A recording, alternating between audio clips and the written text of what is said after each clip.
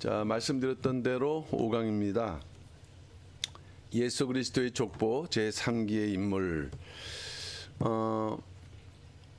자, 여기에서 이 3기라는 것은 그 마태복음 1장에 예수 그리스도의 족보가 나옵니다. 아브라함부터 예수 그리스도까지 41명의 인물에 대한 족보죠. 그러면 그 마태복음 1장을 우리가 어떻게 볼 것인가라는 그런 관점에서 볼 때 창세기 1장하고 우리가 비교를 해볼 수가 있습니다. 마태복음 1장이 신약의 출발점이라고 한다면은 창세기 1장은 그 구약 성경의 출발점이자 신구약 성경의 출발점이죠. 전혀 모양은 다른 것 같지만은 그 창세기 1장의 천지 창조의 내용을 통해서 사실은 전 구속사가 담겨져 있는 것과 마찬가지로 하나님께서는 신약 성경을 시작하는 1장에 예수 그리스도의 족보를 기록하고 있습니다. 그러니까 이것은 창세기 1장의 그 모양과 같이 이 예수 그리스도의 족보로 구속사를 좀 더 구체적인 예수 그리스도의 그 구속사를 담고 있는데 이 마태복음 1장 족보가 1기, 2기, 3기. 그래서 오늘은 마태복음 1장 12절에서 마지막 17절까지의 내용을 우리가 공부하는 시간이라고 할 수가 있겠습니다. 일단 공부하는 과정 속에서 오늘의 이 부분이 왜 중요한가 이따가 설명을 드리겠습니다만은 이 3기는 사실 그 우리가 그 구약 성경을 볼 때 마지막 성경이 말라기죠. 말라기에서 마태복음으로 시작되는 신약 성경 사이에 약 400년간의 그 기록, 그 공백 기간이 있거든요. 신학적으로는 중간사라고 얘기를 하죠. 성경에 기록되어 있지 않는데 그 성경에 기록되어 있지 않는 그 기간 동안에 어떠한 역사가 있었는가를 우리에게 알게 하고 또 그것을 통해서 예수 그리스도의 역사가 어떻게 전진지었다는 것을 보여주는 어떻게 보면 대단히 중요한 방법인데 그것이 가능한 것은 박윤식 목사님께서는 이 성경의 족보가 왜 중요하냐. 첫째는 그 족보에 나타나는 이름은 생애라고 했습니다. 두 번째는 역사라고 했어요. 세 번째는 구속사라고 했습니다. 그러니까는 이 족보에 기록되어 있는 인물의 이름을 통해서 우리는 그 사람의 생애를 발견할 수 있는 것이고 그 당시의 역사와 더 나아가서 하나님의 구속사를 그 발견할 수 있다는 면에서 말라기부터 예수 그리스도까지의 400년은 성경에는 아무런 기록이 없는 역사지만 놀랍게도 이 3기의 족보를 통해서 그 시대에 어떠한 일들이 있었는가 하는 것을 우리가 가늠할 수 있게 한다는 말씀이 되겠습니다. 그런 면에서 중요한 그런 내용이라고 할 수 있겠는데 그러면 이제 본론으로 들어간다고 할 때 첫 번째 그 족보 3기의 서론적인 내용이 되겠습니다. 예수 그리스도의 족보 3기는 남유다의 멸망 586년이죠. BC 586년 치욕스러운 역사에 대한 기록으로 시작을 한다 하는 것입니다. 그러나 그 치욕스러운 그 결과로 시작하는 것 같지만은 그 중심에 예수 그리스도의 언약 또 예수 그리스도의 그 계통이 이어져 나가면서 예수님이 온다라는 희망적인 메시지를 전달하고 있다는 내용이 되겠습니다. 일단 첫 번째로 우리가 마태복음 1장을 정리해 본다고 할 때 아까 말씀드렸던 것처럼 총 41명이라고 했습니다. 마태복음 1장 17절을 보게 되면요. 17절을 보게 되면은 1기가 14명, 2기가 14명, 3기가 14명 총 해서 42명이 나와야 되는데 실제로 헤아려 보면 41명인 것은 여기에서 1기의 끝이 다윗 왕이라는 거, 2기의 시작이 다윗이라는 거, 이러한 면에서 다윗이 2번 등장하고 있기 때문이라는 것을 아셔야 되겠고요. 그러기에 이제 하나를 빼면은 41명이 실제로 기록돼 있고, 또 여기서 그 기록의 아주 그 세심한 부분인데, 다윗을 2번 기록하면서도 1기에서는 왕으로, 2기에서는 그저 다윗으로 기록하고 있다는 것이 대단히 특징적인 부분인 것이에요. 그러니까 이 2기 때는 다윗의 범죄를 이제 암시하고 있는 부분인 것이죠. 그래서 총 41명의 그 기록이 1장 족보에 나타나고 있는데, 우리가 그 3기를 공부하지만 1기, 요거는 구속사 시리즈 3권이죠. 아브라함부터 다윗 왕까지를 우리가 이제 공부를 해왔고요. 그 다음에 2기, 다윗부터 요시야. 요시야는 남유다의 16대 왕입니다. 16대 왕. 그래서 마지막 선한 왕이 되는데, 요시야까지의 기간을 우리가 2기, 그리고 이제 오늘 공부하게 되는 3기는 여고냐. 여고냐는 요시아와 어떤 관계냐 설명드리겠습니다만은, 실질적으로는 아들이 아니고 손자입니다. 그러니까 사실은 요시아와 여고냐 사이에 아들이 빠진 거죠. 우리가 생각한 족보는 절대로 빠짐없이 정확하게 기록되어 있어야 된다는 것이지만, 성경의 족보는 그렇지가 않아요.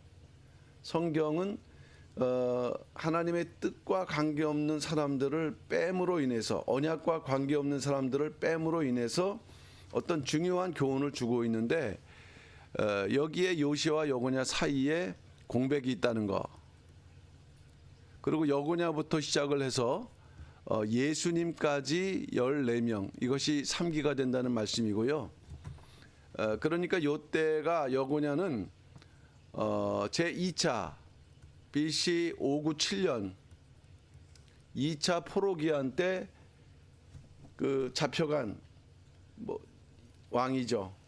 그리고 예수님은 BC 4년에 이제 출생을 하셨기 때문에 그 1593년간에 걸친 역사인데, 그럼 여기에도 공백이 있는가? 그 계산해 보게 되면 금방 나오게 돼 있는 것이에요. 공백이 있고, 비록 요 기간이 아까 제가 말씀드렸던 것처럼 말라기부터 예수 그리스도까지의 그 신학적으로 중간사에 해당되는 기간인데, 성경에 대한 전혀 그 역사의 근거는 없지만은, 그러나 이 인물들을 하나님께서 기록함으로 인해서 인물들의 생애는 알 수가 없어요.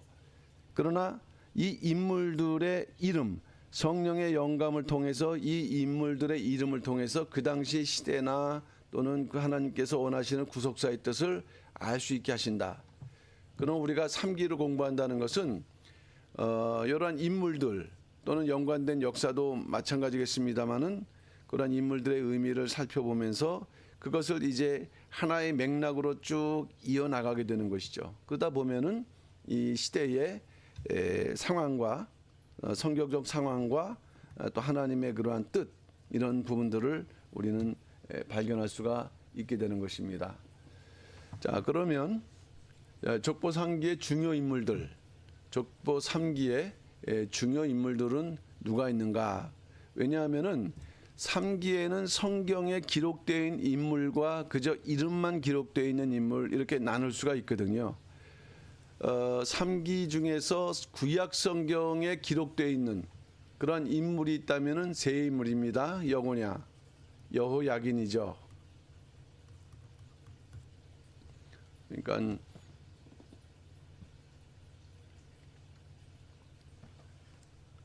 19대 왕, 유다, 남유다 19대 왕. 그리고 스알디엘은 여고냐가 그 바벨론에서 낳은 아들입니다. 그 다음에 수룹바벨이 그 구약 성경에 나옵니다. 왜냐하면은 수룹바벨은 1차 포로 귀환의 대지도자거든요. 여기까지 요 세 명이 그 구약 성경에 그 등장하는 실질적인 역사적인 인물, 물론 그 외에도 다 역사적인 인물입니다만은 이 인물들은 우리가 좀 더 다양하게 이 인물 속에 나타난 구속 경륜을 이해할 수가 있습니다. 그러므로 먼저 우리가 족보 3기를 이해하기 위해서는 요 여고냐부터 수룹바벨까지의 일단 구속사적 사실을 분명히 이해하는 것이 중요하겠다. 자, 그러면 일단 전체적으로 이 포로와 포로 기한이 어떻게 이루어졌는가 하는 것을 우리가 좀 살펴보면서 이제 그 구체적인 내용을 공부를 해봐야겠습니다. 일단 요시아부터 언급이 됐기 때문에 요시아는 BC 609년에 그 갈그미시 전투에서 사망했던 아주 선왕. 그 이후에 이스라엘은 여호야김과 그 다음에 여호야긴, 그리고 여 사이에 여호아하스. 그러니까는 16대 왕, 17대 왕, 18대, 19대, 20대 왕 이런 식으로 진행이 되는데, 자, 여호야김 때 605년 이 바벨론 1차 포로가 있었습니다. 그 바벨론이 애굽에서 승리하면서 그 이제 본국으로 귀환하면서 유다를 침공함으로 말미암아 1차 포로가 있었고, 이때 대표적으로 다니엘이 포로로 잡혀갔던 그런 시기입니다. 그리고 훗날 597년이 되어서 2차 이제 그 포로, 이제 침공하면서 포로가 이루어졌는데, 이 당시에 그 바로 여호야긴입니다. 여고냐. 자, 요때는 대표적인 그 선지자가 에스겔이 요때 그 포로로 끌려갔습니다. 그리고 3차 포로는 586년 이스라엘이 멸망하면서 예루살렘이 멸망하면서 예루살렘 성전이 파괴된 아주 그 이스라엘 그 민족에서는 놀랍기도 하면서도 수치스러운 그런 그 연도가 되거든요. 이때 이제 마지막 시드기야가 그 도망가다가 붙잡히고 그리고 눈이 빠진 가운데에서 눈앞에서 또 자기 자녀들이 죽어가는 모습을 보면서 아주 비참한 최후를 맞게 되는데, 여기에서 이 요시야와 여고냐만을 기록하고 있다는 말씀입니다. 족보에서는. 그리고 요 사이에 이제 수룹바벨, 그다음에 수룹바벨을 기록을 하고 있는데, 여기에서 지금 이 여호야김하고 시드기야는 분명히 역사적 인물임에도 불구하고 예수 그리스도의 족보에는 다루지 않고 있다. 그것은 그 당시 하나님께서는 이스라엘을 바벨론 70년 동안 그 이제 징계를 하시면서 70년 이후에 다시 복귀할 그런 계획을 세우셨고, 이 기간 동안에 예레미야 선지자를 통해서 그런 하나님의 뜻을 전하셨어요. 그러니까는 그 당시에는 바벨론 포로 생활 가는 것이 하나님의 뜻이다. 그러니까 여기에 가장 부합한 행위를 하는 사람이 바로 여호야긴이었다는 말씀이에요. 그러니까 이것이 족보가 그냥 기록된 것이 아니고 아주 세밀하게 하나님의 언약과 관계된 흐름이 된다. 그러면서도 예수 그리스도의 그러한 구속 경륜을 나타내고 있다.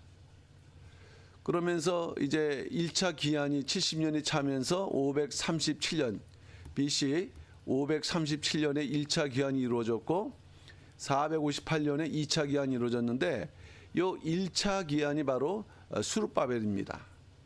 그러면 우리가 아까 말씀드렸던 대로 요시야, 그 다음에 여호야긴, 그 다음에 요 수룹바벨, 그 다음에 요 사이에 누가 등장합니까? 스알디엘. 이런 과정 속에서 실제 구약에 나타난 역사와 이렇게 우리가 이 족보를 통해서 나타난 역사에는 이러한 차이가 있다. 그 차이를 통해서 우리는 예수 그리스도의 그 구속 경륜을 좀 더 밝히 알 수 있게 된다는 말씀이 되겠습니다. 자, 우리가 족보 3기를 시작을 하기 앞서서 족보 2기와 족보 3기의 분기점을 찾아내야 되는데 그것은 바로 요시야와 여고냐다. 마태복음 1장 11절 말씀이죠. 바벨론으로 이거할 때에 요시야는 여고냐와 그의 형제를 낳으니라. 이게 요 때까지가 그 요시야 등장할 때까지가 이제 족보 2기가 되겠거든요. 족보 2기. 그러면서 요시야에서 여고냐로 넘어가고 있다는 말씀입니다. 그러면은 아까도 제가 잠시 말씀을 드렸는데 과연 이 요시야는 여고냐의 아버지인가? 성경을 보게 되면은 그렇게 돼 있지 않아요. 역대상 3장 15절 말씀 볼 때 요시야 아들들은 이제 네 아들을 말씀하고 있는데 맏아들이 요하난이고 둘째 아들이 여호야김이고 셋째 아들이 시드기야, 그다음에 넷째 아들이 살룸. 자, 실제로 왕이 된 순서도 다르고요. 낳은 순서와 왕이 된 순서도 다르고 요하난은 왕이 되지 못했습니다.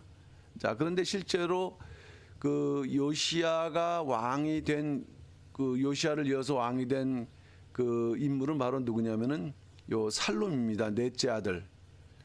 그 이후에 여호야김, 그 다음에 시드기야 이런 식으로 되어졌고 요 여호야김과 시드기야 사이에 여호야김의 아들들은 여고냐, 그 아들 시드기야 이렇게 말씀했는데 그 이 여고냐는 바로 이 여호야김의 아들로서 이 손자가 된다는 말씀이 되겠습니다. 그러니까 하나님께서는 이 족보에서 이 여호야김을 빼고 계시다는 말씀이에요.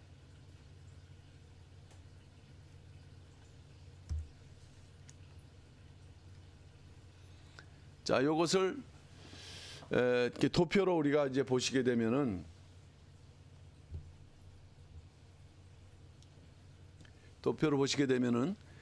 요시야 아들들을 이렇게 한 눈으로 이렇게 볼 수 있도록 잘 그려놨습니다. 요시야는 609년에 이제 죽음을 당했는데 첫째 아들이 요하난이라 했습니다. 그 다음에 여호야김, 그리고 여호아스, 그 다음에 시드기야 이런 식으로 이제 기록되어 있는데 아까 그 순서를 바꿔서 기록했던 것은 이 여호아스가 사실은 하나님 보시기에 그 합당치 못한 그러한 존재였기 때문에 이 족보상의 그 순서까지도 이렇게 바꾸고 계시다는 것이죠. 그 다음에 이 여호야김이 여호야긴을 낳았다. 이 여호야긴은 18세에 포로로 끌려간 이제 그 19대 왕이고요. 그리고 이 여호야긴이 그 바벨론에 끌려간 다음에 하나, 둘, 셋, 넷, 다섯, 여섯, 일곱 아들을 낳고 실제로 족보를 보게 되면은 성경은 여호야긴 다음에 스알디엘을 말씀하고 있지만은 실제로 여호야긴이 낳은 그 7 아들 가운데서 그 수룹바벨을 낳은 아들은 부다야라는 말씀이에요. 이 스알디엘은 실제로 그 성경에 그 수룹바벨의 그 아버지처럼 기록됐지만 실제로 아들을 낳았다는 기록은 없고요. 이것은 성경의 계대 결혼법에 의해서 기록된 부분이지만 실제로 친아버지는 이제 부다야라는 것이에요. 근데 하나님께서 여호야긴의 7 아들 가운데에서 가장 그 마음에 두셨던 혹은 7 아들 가운데 하나님의 그러한 뜻을 마음을 헤아리고 그 언약을 순종했던 아들을 스알디엘로 보셨기 때문에 실제로 이 흐름은 이런 식으로 이렇게 흘러가고 있다는 것을 우리는 발견할 수가 있습니다. 자, 여기서 이제 스알디엘을 볼 때요. 스알디엘의 출생 연도가 성경에 기록되어 있는가? 기록되어 있지 않죠. 그냥 그 수룹바벨의 아들로만 기록되어 있기 때문에. 그러나 우리가 가정을 해볼 수가 있습니다. 어떻게 가정을 해볼 수 있냐면은 바벨론 2차 포로가 597년이라는 말씀이에요. 그런데 그 이 스알디엘은 바벨론 포로 이전에 태어났는가? 그렇게 되면은 그 여호야긴이 그 바벨론으로 끌려갈 때 그 이름이 기록됐을 것이다. 근데 기록되어 있지 않았습니다. 그러니까 그것은 바벨론에 가서 태어났다는 것을 우리가 알 수 있는 것인데, 그러면 가장 그 수치상으로 우리가 계산할 수 있는 부분은 바벨론에 가서 이제 출생했다 했을 때 가장 빨리 출생할 수 있는 것이 바로 한 2년이라는 그러한 기간을 갖다가 생각을 해보게 되면은 596년에 출생을 한 것으로 우리가 일단은 생각을 해볼 수 있겠고요. 그 다음에 왜 572년이냐? 이것은 BC 570년에 수룹바벨이 태어났거든요. 수룹바벨보다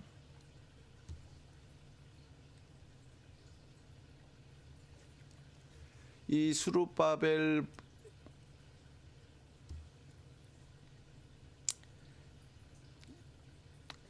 570년에 수룹바벨이 이제 출생을 했는데, 그 수룹바벨보다 이제 2년 전에 그 살았다고 우리가 가정을 한다고 한다면은 요 기간 동안 약 최대 24년을 이렇게 살았다고 이렇게 가정을 해볼 수가 있다는 것입니다. 왜냐하면은 수룹바벨이 이제 그 대를 이어서 이렇게 그 족보에 올라간 것을 볼 때 그렇다는 말씀이죠. 그러므로 인해서 마태복음 족보 중에서 3기는 여고냐가 요시야의 아들이 아니라 손자임에도 아들처럼 기록했다.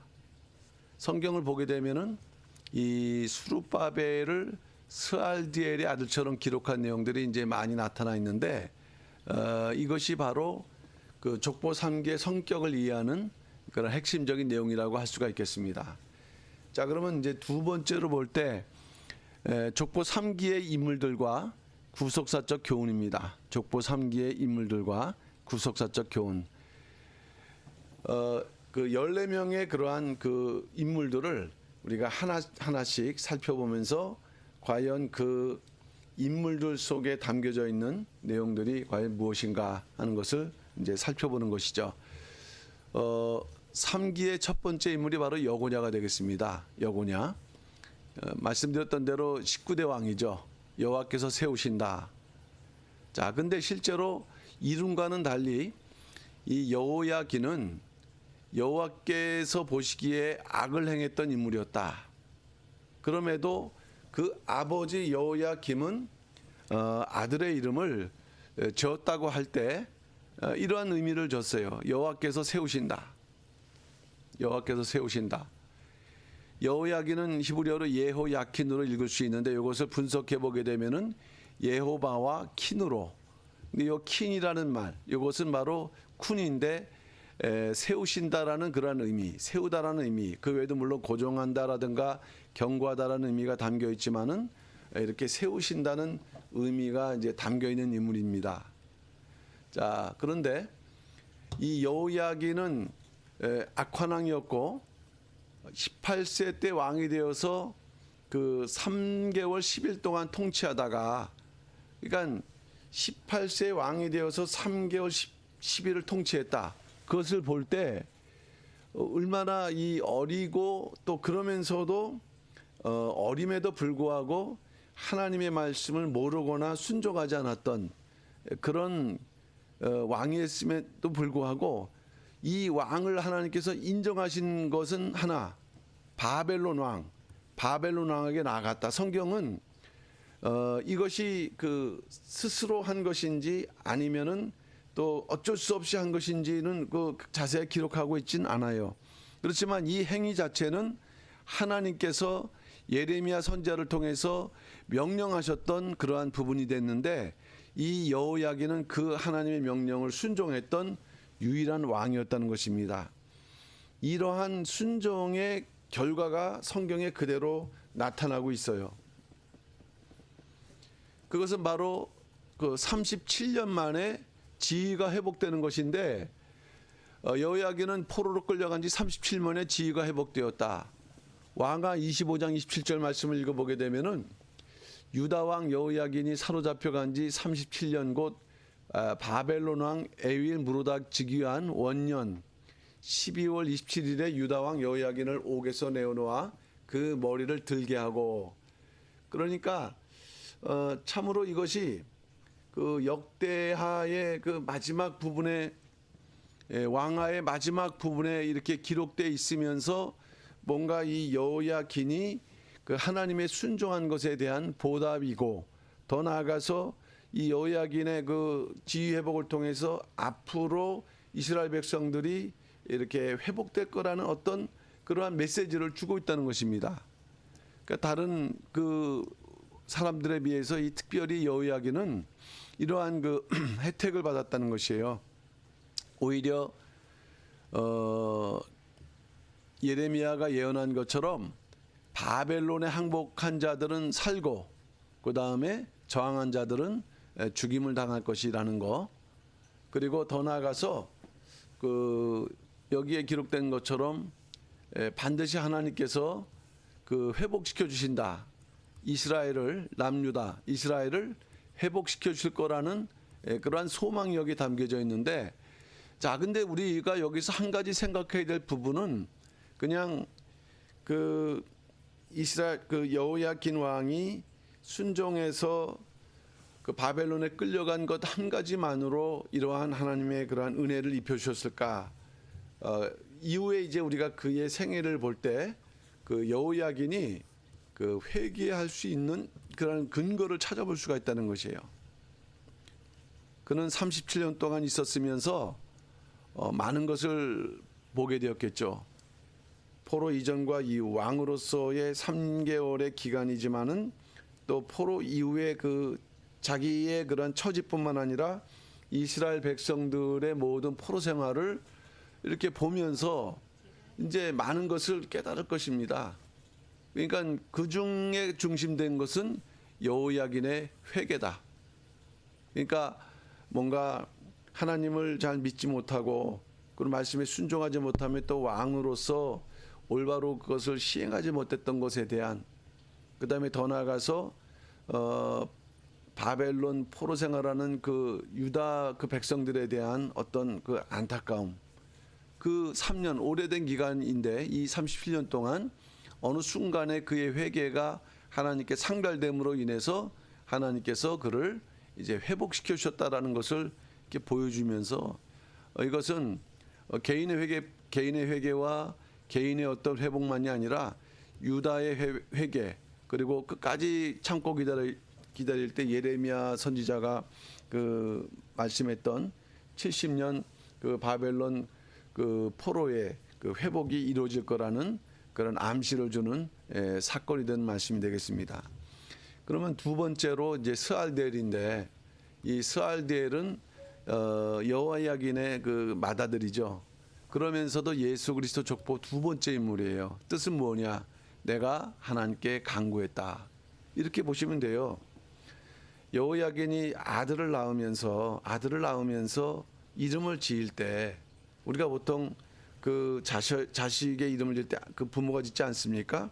그럼 이 자녀에게 어떠한 뜻을, 어떠한 그 바람을 갖는 것인가 그 한다고 할 때 내가 하나님께 간구했다. 자기의 신앙을 그 아들의 이름에 투영을 시킬 수 있다는 거죠. 담을 수 있다는 것이에요. 그런 면에서 이 스알디엘이라는 이름의 의미가 대단히 중요한 의미를 지니고 있는 거죠. 스알디엘은 아까도 말씀드렸던 것처럼 바벨론에서 태어났고 포로 생활을 했습니다. 그러면 스알디엘은 아버지의 모습을 봤을 뿐만 아니라 또 역시 마찬가지로 그 포로의 모습을 봤어요. 그러면서 이 스알디엘은 가장 선한 모습으로 하나님께 인정받은 인물이 될 수 있다는 것입니다. 말씀드렸던 대로 바벨론에 끌려갈 때 대상으로 기록되지 않았다 그랬죠. 그러니까 바벨론에서 낳은 인물이다. 스알디엘은 멀리 이국 바벨론의 포로 생활하는 중에 태어났고 남의 나라에서 태어나 자라면서 나라 없는 서러움, 아픔을 누구보다 깊게 겪었을 것이다. 자, 여고냐는 아까 7명의 아들을 낳았다 그랬습니다. 근데 그 7명의 아들의 이름을 그 뜻을 우리가 보게 되면은 놀랍게도 그 아버지 여호야긴의 그 신앙의 그 내용들이 그 이름 속에서 담겨져 있다는 것을 발견할 수가 있는 것입니다. 그것이 하나같이 하나님을 향한 기도와 찬양이라는 것이에요. 하나님을 향한 기도와 찬양. 그러니까 자녀들을 7명 낳으면서 그 이름을 지어나가는 그 생활 속에 그 여고냐가 하나님께 기도하고 회개하고 있었다라는 것을 우리는 이렇게 인정할 수 있고요. 왜냐? 또 그 이름들, 그 아들들이 성경의 족보에 그대로 기록되어 있거든요. 역대상에. 그런 가운데서 우리는 여고냐뿐만 아니라 스알디엘의 그러한 신앙생활을 하고, 그리고 이 스알디엘이 그 당시에 회개의 과정에 있었던 아버지 그 여고냐의 영향을 받았다고 한다면 역시 그 스알디엘은 그 이름대로 하나님께 간구하는 생활하는 인물이었다. 자, 7명의 이름 보게 되면은 스알디엘은 말씀드렸던 대로 내가 하나님께 간구했다는 인물이거든요. 이건 개인적인 어떤 그 기도의 의미가 담겨져 있고요. 말기람은 나의 왕은 높으시다. 이 왕은 누구를 이제 말씀합니까? 하나님을 말씀하는 거죠. 그 높으신 하나님을 인정하지 못했다는 그런 어떻게 보면 회개와 또한 새로운 신앙 고백인 거죠. 부다야, 여호와께서 속량하셨다. 이게 죄 문제에 연관되지 않습니까? 자기의 죄를 속량해 주신 그런 어떤 회개와 연관되어 있는 부분이고, 세나살, 신이여 하나님이여 지켜주옵소서. 근데 지금 자기 개인뿐만 아니라 그 당시에 가장 높은 왕의 지위에 있었을 때 우리 나라, 우리 백성들을 지켜주옵소서. 여감이야. 그리고 여호와께서 일어날 것이다. 그러니까는 지금은 고통당하지만은 하나님께서 일어나시고 반드시 우리 자녀, 우리 그 민족들을 구원하실 것이다. 이것도 역시 그 기도가 개인에 머물러 있지 않고요. 뭔가 이렇게 왕으로서 그 넓어지고 있다라는 것을 볼 수가 있고, 호사마, 여호와께서 들어주셨다. 그러니까 이러한 것이 다 기도의 그러한 제목인데, 이제 그 기도가 아직 이루어지지 않았지만은 그 믿음으로, 여기는 그 믿음의 모습을 우리가 발견할 수 있는 거예요. 그리고 느다랴, 여호와께서 관대하시다. 참 죽을 수밖에 없는 자기 자신의 모습을 이렇게 고백하지 않을 수가 없는데, 그러한 그 자기 자신에 대해서 하나님께서 그걸 다 받아주신, 이게 참 그 7명의 아들의 이름들이 이 흐름으로 볼 때요, 뭔가 그 스알디엘의 신앙의 변화가 나타나고 있는 그런 이름이기도 하다는 것을 우리는 발견할 수가 있습니다.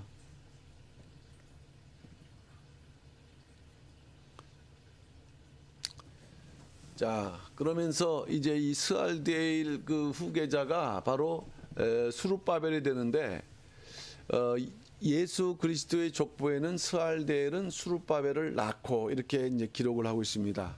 스알디엘, 여고냐는 스알디엘, 말기람, 부다야, 세나살, 여갸메아, 호사마, 느바디아, 느다비아. 근데 여기서 실제로 그 계통은 여고냐에서 부다야와 수룹바벨, 이것이 이렇게 혈통적으로 이어지는 그런 흐름인데, 성경은 어떻게 기록하고 있겠습니까? 여고냐에서 스알디엘, 수룹바벨 이렇게 기록을 하고 있는 것입니다. 자, 수룹바벨을 낳았던 부다야, 그러니까 부다야가 실제적으로 수룹바벨의 아버지라는 얘기죠. 그러니까는 수룹바벨은 그 부다야는, 그 수룹바벨의 아버지 부다야는 스알디엘의 이제 동생이에요. 그러니까 첫 번째, 두 번째, 세 번째니까. 그러니까는 사실은 수룹바벨은 스알디엘의 친아들은 아니다. 그런데 그것이 어떻게 설명될 수 있냐면은 그 구약 율법 가운데 계대 결혼법이라는 것이 있습니다. 계대 결혼법. 요거는 어떤 거냐면, 형이 죽으면 동생이 형수를 취하여 대를 이어 아들을 낳아 주므로 집안의 대가 끊어지지 않게 하는 제도라고 요 신명기 25장 5절에서 10절에 기록되어 있는데 이것은 이제 참조해 보시면 되겠어요. 그렇기 때문에 실제로 스알디엘은 스룹바벨의 아버지가 아니고 스룹바벨은 스알디엘의 그 아들이 아니었단 말씀이에요. 그렇다 보니 성경에서는 이 스룹바벨과 스알디엘과 스룹바벨을 기록할 때 이렇게 기록하는 구절이 많다는 거예요. 대표적으로 에스라서 3장 2절 말씀 보게 되면은 요사닥의 아들 예수아와 그 형제 제사장과 스룹바벨 하지 않고 그 앞에 설명하는 스알디엘의 아들이라는 그러한 표현을 기록하고 있다는 것이에요. 이게 바로 계대 결혼법이고 뭔가 이러한 신앙의 흐름 속에서 사실 협통적으로는 이 스알디엘이 여기 낄 수가 없는데 그러나 신앙적으로 이 인정받은 스알디엘이 스룹바벨의 그 아버지로 등장하고 있는 것. 제도적으로는 이제 계대 결혼법이지만은 이게 신앙의 흐름이 이렇게 이어지고 있다는 것을 말씀하고 있는 것입니다. 어쨌든 하나님께서는 스알디엘을 기억하셨다. 그리고 뭐 30세 그 넘게 살지 못했던 어떻게 보면 참 비운의 그런 생애를 살았던 인물처럼 보일 수가 있어요. 근데 그 인물을 하나님 기억하시고 족보에 기록하시고 또 그 아들을 통해서 역사하셨는데 시편 138편 3절 말씀 보게 되면 내가 간구하는 날에 주께서 응답하시고 이게 바로 스알디엘의 그러한 이름입니다. 스알디엘. 예, 그 간구대로 응답하셨다. 이제 첫 번째 강의의 그 세 번째 이름은 스룹바벨인데요. 스룹바벨 세 번째 인물이죠. 스룹바벨. 근데 여기서 우리가 주목을 해봐야 될 부분은 뭐냐면은 이 스룹바벨 이름의 뜻이에요. 바벨론 출생, 바벨론의 후손. 아까 이 스룹바벨은 부다야가 낳았다 그랬거든요. 그럼 당연히 부다야가 그 이름을 지어줬겠죠. 근데 이 부다야는 그 자기 아들의 이름을 어떤 그 영인적, 언약적, 신앙적인 그러한 맥락에서 이름을 지은 게 아니에요. 그냥 있는 그대로 바벨론에서 출생한 아들. 그러니까 이 부다야는 그 신앙이 의심스러울 정도의 그런 이름처럼 그 인물처럼 우리가 발견할 수 있고 그러기에 하나님께서는 그 여고냐의 그 일곱 아들 가운데 가장 그 믿음이 좋았던 그 스알디엘로 그 이제 그 아버지의 그 이름을 바꿀 수밖에 없었던 것은 그 이름 속에서도 우리가 발견할 수가 있다는 것입니다. 스룹바벨은 아주 위대한 인물인데 그 BC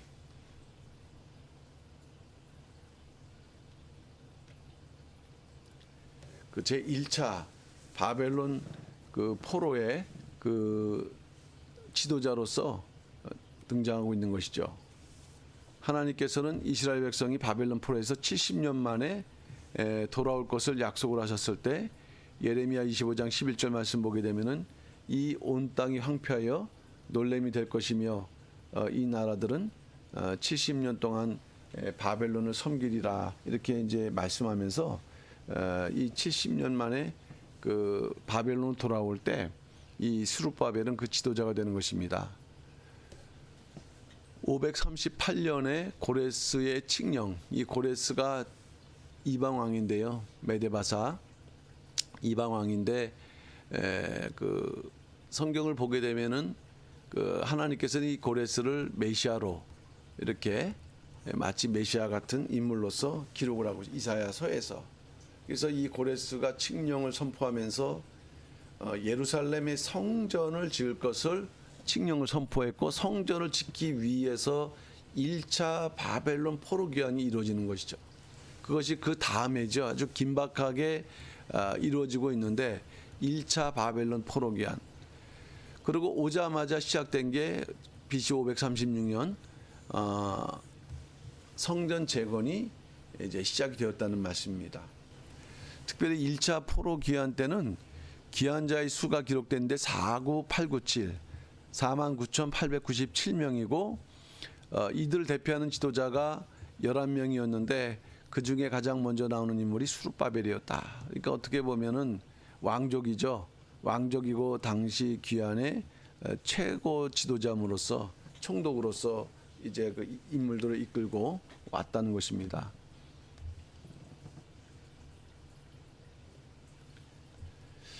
자, 스룹바벨은 그 중단된 성전 건축을 다시 시작하여서 완성시킨 지도자다. 오자마자 이 사마리아인들의 그 방해가 있어갖고 16년 동안 536년에 시작됐는데 16년 방치되다 보니까는 520년에 다시 시작을 하게 되었다. 자, 그럴 때 어떠한 역사가 있었는가? 스룹바벨의 그 지도가 있었지만은 영적으로는 하나님께서 선지자를 보내주셨다. 대표적인 선지자가 학개 선지자와 스가랴 선지자인데요. 이 두 그 선지자들의 그 역할이 달랐죠. 학개는 주로 이스라엘 백성들의 어떤 그 마음, 그 죄악된 마음을 일깨우는, 그러면서도 이제 스가랴는 어떤 초림과 재림에 대한 종말적 예언을 통해서 일깨우는 이제 그런 과정으로 있었는데, 이 학개 1장 12절 말씀 볼 때 남은 바 모든 백성이 그 하나님 여호와의 목소리와 선지자 학개의 말을 청정했다. 이 청정은 샤마라는 말이고 경청했다는 얘기예요. 오랜만에 하나님께서 선지자를 보내심으로 인해서 포로 귀환했고 잠시 그 한 16년 동안 이제 그 성전 건축 하지 못하다 보니까 다 그 절망하고 있었을 때, 그 다음에 또 절망할 뿐만 아니라 이제 현실 세계에 막 빠져들 이러한 때에 학개 선지자가 와서 그들을 경청케 했고 마음을 흥묵케 했다. 흥분시키심에 일어나는 거죠. 마음이 일깨워지는 거죠. 그러면서 그 공사를 시작하게 되는데 6월 1일 처음으로 말씀을 선포했고, 그 다음에 23일 후가 되는 6월 24일 성전 재건을 시작을 하게 됐다. 그래서 하나님의 말씀이 선포되고 23일 만에 공사가 시작됐다. 얼마나 그 강권적인 역사입니까? 그리고 그 이후에 2년 6월 24일에 시작돼 갖고 6년 12월 3일이니까는 4년 6개월 이후쯤에 하나님께 봉헌하게 됐다는 것입니다. 이런 면에서 하나님은 그 지도자였던 스룹바벨을 하나님의 인, 도장으로 삼으셨다고 말씀을 하고 있습니다. 학개 2장 23절 말씀 볼 때 내 종 스룹바벨아 나 여호와가 말하노라 그날에 내가 너를 취하고 너를 인으로. 이 도장이라는 것은 하나님께서 가장 인정하시는, 우리가 어떤 결제를 했을 때 도장 찍지 않습니까? 그러니까 그런 정도의 인물이고 하나님의 인정받은 그런 인물이라는 그런 그 의미를 담고 있죠. 다리오 왕 2년 9월 24일에 학개 선지자를 통해서 말씀하실 때는 이 말씀이 그렇다는 말씀이고요. 또 그 시대에 그 스가랴 4장 6절 말씀에서 또 스가랴 선지자를 통해서도 말씀했는데, 만군의 여호와께서 말씀하시되 이는 힘으로 되지 않고 능으로 되지 않고 오직 나의 신으로 되느니라. 그러니까 성전 건축의 역사가 하나님의 능력으로 된다라는 것을 통해서 그 하나님을 신뢰하라 할 것을 이렇게 다시 말씀하고 있는 것입니다. 이제 마지막으로 요 아까 그 신으로 된다는 말씀은 다리오 왕 2년 11월 24일에 이제 스가랴 선지자를 통해 선포된 말씀이라는 내용이죠. 하나님께서는 성령의 역사를 통해 하나님의 종된 자를 하나님의 인으로 삼아서 성전을 이렇게 건축하게 하시고 하나님의 나라를 완성하는 거룩한 주역으로 사용하신다. 그 스가랴 당시에는 이제 스룹바벨이지만은 그 요한계시록 7장 볼 때도 하나님께서 어떤 역사를 하시냐면은 그 하나님의 종들의 인치는 이마에 인을 치는 역사를 하신다고 그랬거든요.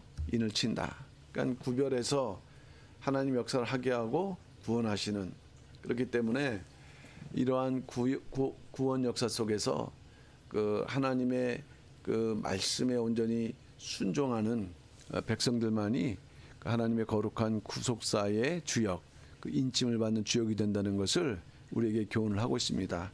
그래서 지금 14명 중에서 이제 지금 3명을 공부했고요. 나머지 11분은 잠시 좀 휴식을 하시고 그 다음에 그 두 번째 강의에서 나머지 내용을 공부를 하도록 하겠습니다. 잠시 휴식을 하도록 하겠습니다. 예. 아, 그래요?